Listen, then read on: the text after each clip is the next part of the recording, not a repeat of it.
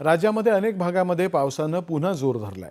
मराठवाड्यातल्या अनेक भागांना मुसळधार पावसानं झोडपलंय आणि तिथं पूरस्थिती निर्माण झाली आहे। बीड आणि अहिल्यानगर इथं पुरामध्ये अडकलेल्या नागरिकांना एनडीआरएफच्या मदतीनं सुरक्षित स्थळी हलवण्यात येत आहे।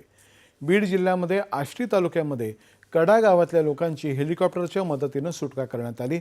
जिल्ह्याच्या पूरग्रस्त भागामध्ये 7 गावांचा संपर्क तुटला होता। भारतीय लष्कराच्या एव्हिएशन दलानं तिथं झपाट्यानं मदतकार्य केलं।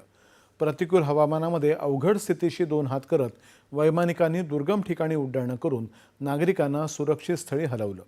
एनडीआरएफ आणि राज्य यंत्रणांशी समन्वय साधून हे मदतकार्य केलं जात आहे। बीड जिल्ह्यामध्ये अतिवृष्टीमुळे उद्या जिल्ह्यातल्या सर्व व्यवस्थापनाच्या शाळा महाविद्यालयांना सुट्टी जाहीर करण्यात आली आहे। छत्रपती संभाजीनगर जिल्ह्यामध्ये पावसानं दमदार हजेरी लावली आहे आणि अनेक गावं जलमय झाली आहेत। सिल्लोड तालुक्यामध्ये आज पहाटे ढगफुटी सदृश्य पाऊस पडला आणि यामुळे परिसरातल्या नदी नाल्यांना पूर आला आणि काही गावांचा संपर्क तुटला। अहिल्यानगर जिल्ह्यामध्ये सर्वत्र जोरदार पाऊस पडला।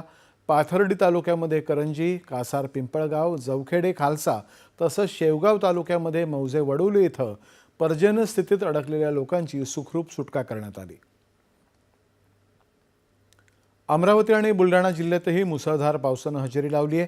सांगली शहरासह जिल्ह्यामध्ये मेघगर्जनेसह जोरदार पाऊस पडला। ग्रामीण भागामध्ये यामुळे फळबागांचं तसंच काढणीला आलेल्या सोयाबीन आणि उडीद पिकांचं यामुळे नुकसान झाल्याचं चित्र आहे।